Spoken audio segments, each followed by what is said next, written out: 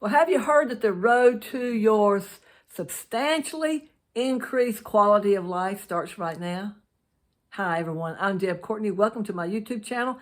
That's something I want to talk about today in this video, is how to substantially increase the quality of life, your life, my life. And that your definition of that is probably different than my definition of that, and that's okay. So the first thing I want to say is establish the perfect balance between home, work, and play. Now, that's where I want to say this again. Your definition of perfect and my definition of perfect are probably two different things. So you go with what your definition of perfect is for you and where you're at in your life right now. And of course, I go for mine. So when you establish balance, then you don't have to strive as much in regards to the topics that I discussed, home, work, and play, and what all that looks like for you right now.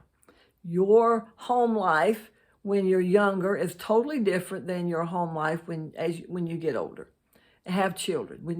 If you're single, home life looks different. I'm a widow, my home life looks different now than it did 10, 15, 20, 30 years ago, okay? And you make adjustments. Work. My work life now looks different than it did 5, 10, 15, 20, 30 years ago, okay? And then what I do, how I spend my time, play, we call it play for simplicity, looks different now. What I do with my extracurricular time, the activities that I do, look different now than it did 10, 15, 20, 30 years ago. So you go through these cycles. Expect it. If you will expect it, then when you get there, you won't be so surprised, because people change. Things change. Life changes. Now, I am all for setting yourself up as much as you can, as far as it depends upon you, to do now in order to have the best future self once you get to your future. I'm all for that. I've told that in different videos in the past. Do your due diligence now while you can, even if it's just a little bit. I've said this before, 100% of something is better than 100% of nothing, because your future is coming. As a matter of fact, tomorrow it'll be here, and the day after that, and the week after that, and the month after that, and the year after that, and after that, and after that. So it's coming.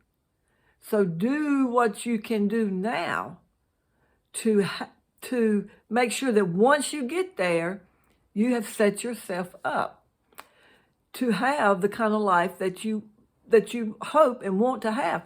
Now, I know, life happens. Things happen. People leave. People come into our lives and people go. A lot of things is not written in stone. However, what you can control, you personally, what you have control over, you can help yourself in your future self that's coming down the road. So in having the work, the home, and the play, for me and you, look totally different. But where you're at now, establish as much as you can a balance. And the word really is balance, because balance brings a win-win. And that's what you want. I have never known anybody to enjoy or like and say, man, I like a win-lose in my life. No. Nobody likes that unless they got some issues. have balance. And whatever that perfect, you say, well, never perfect doesn't exist. That depends upon what your perfect is. Now, a lot of times perfect can change from day to day. It can, or week to week, or month to month, or year to year. So, if possible, have that balance and find out what is the recipe, what is the secret sauce, what does that look like, what steps can you implement, what can you do in order to find out about the balance. And like I said, what's perfect for you, your definition, it could be totally different from my definition. Your perfect balance today may be different from your perfect balance 5 years down the road, 10 years down the road, because life happens. Okay? All right. The next thing I want to say is have a lot more fun. And you say, well, how do I have a whole lot more fun? Well, that depends upon your definition of fun. A lot of this depends upon what your definition is in regards to any given topic. If possible, and a lot of times fun, you have to have fun intentionally. But see how you can set up time to have fun and take trips and enjoy your family, enjoy yourself. If you're a single person, what does that look like to me in order to have fun in my life? Is that more travel? Is it more quality time? And then fill in the blank, because that can be thousands and thousands of different words you can put in there. I don't know what works for you, but what works for you in order to have more fun in your life, because being downcast and being miserable day in and day out, it gets old. And all you really wind up with is frustration with yourself, because you know what? Nobody else really cares how broke, busted, and disgusted you are. They're busy into their own thing. So when you take and realize that you have to take care of you, nobody else will. And when you come, that's not to say that I'm not saying that people don't care about you. I'm not saying people don't hope the best for you. Sure they do. They hope the best for you. They hope you make the right decisions. They hope that you are successful. Everything that has to do with a good environment, a good body, a good all-around person, you do have people that are pulling for you. They're rooting for you. Okay, but I'm just saying, you yourself, we have to take the time to see about having fun in our life. And fun, like I said, fun can be as big as you want it, as much as you want it. Depends upon what your definition of fun is. So that's another thing that I would say to substantially increase the quality of life is to start having some fun. If you're not there, now you may be the person, well, Deborah, I don't really have a problem with that. Not a problem. You know that, and some people, their personality, their temperament is just to have fun. I remember a girl who would every morning before school, I rode the school bus some of my school years, and she come on that bus in the morning. She had the brightest disposition. She was up. Everybody else is trying to get woke up. She'd already woke up. She was just joyful. She was jolly. That was her temperament. You have some people that just have those temperamental traits like that. And her life was fun. She laughed a lot. She didn't take things, you take certain things seriously. Of course, what if it has to do with the passing away of someone, things of that nature, or something that's no longer in your life anymore that you wished was, someone or something, you know. So you have to find out what works for you and what fun looks like for you. That's different for everybody. Another thing I would say is increase your personal standards. Substantially increasing your quality of life has to also do with increasing your personal standards. And you say, well, Deb, what does that mean? Well, sometimes we just have to get our thinking up. Sometimes when we live in an environment that is broken, busted, and disgusted, it kind of downtroddens us. We can get depressed. We can get oppressed. We can just not care about things anymore, not care about life. And so you have to intentionally get your thinking up in regards to a lot of different things, whether it's finances, health, your surroundings. There's just a number of things. And so you say, well, how does that look like? We'll start with resources or researching what it is, where you're at, that you can personally get your standards up. What have you settled for in your life that you really don't like? You know, I had to get sick and tired of being sick and tired of, and then you can fill in the blank. These are things that I've dealt with.